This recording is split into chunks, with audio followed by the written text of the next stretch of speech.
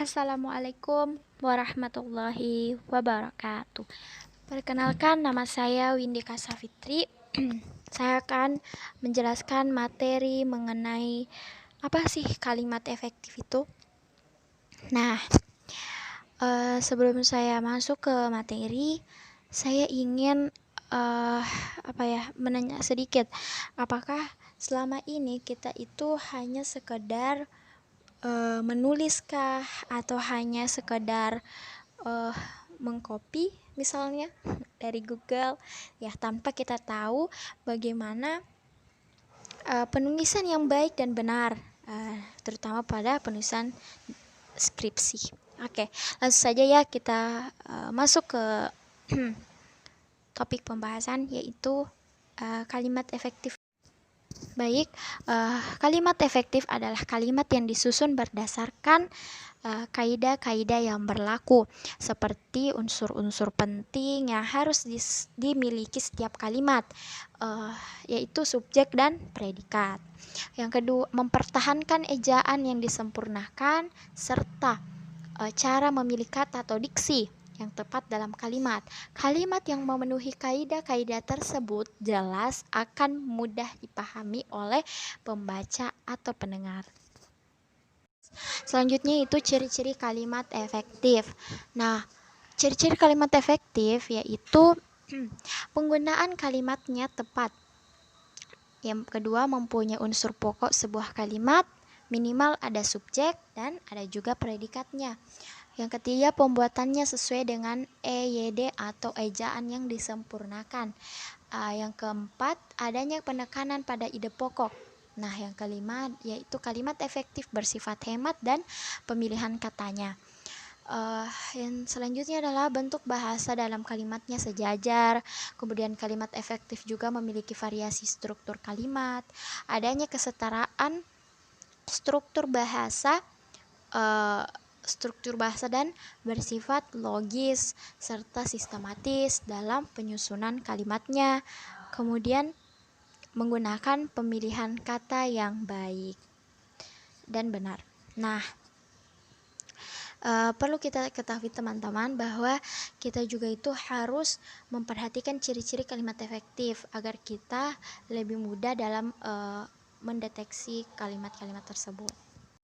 Nah, yang selanjutnya adalah unsur-unsur kalimat efektif beserta contohnya. Nah, yang pertama, keparalelan. Apa sih paralel itu? Apa sih maksudnya?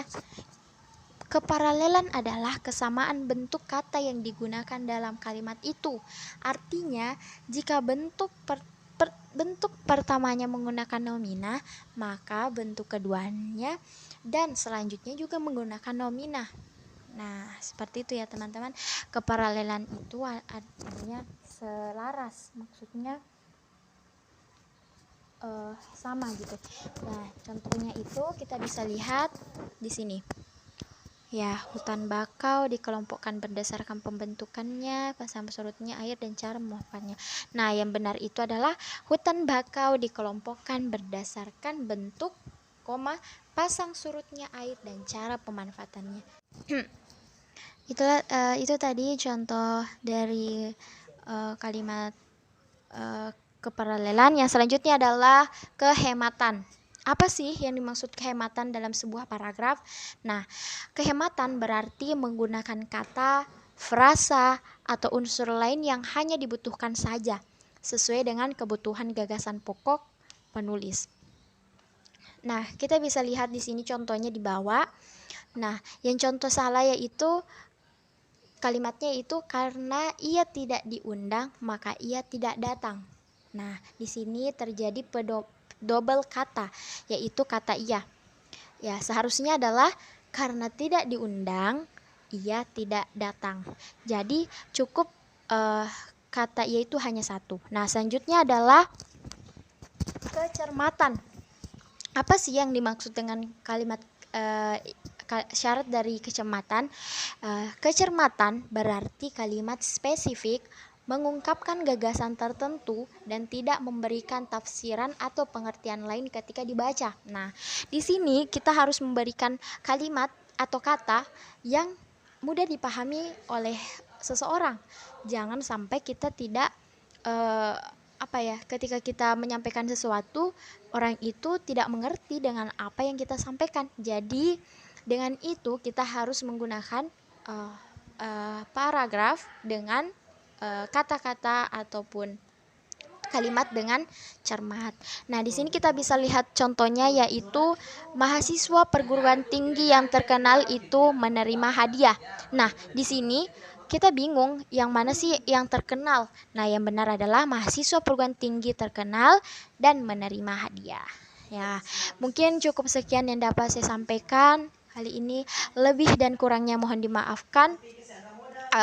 Salam semangat dari saya. Semoga teman-teman semuanya bisa semangat, terutama dalam zaman masa sekarang ini, yaitu masa COVID, dan semoga semuanya semangat dalam belajarnya. Wassalamualaikum warahmatullahi wabarakatuh.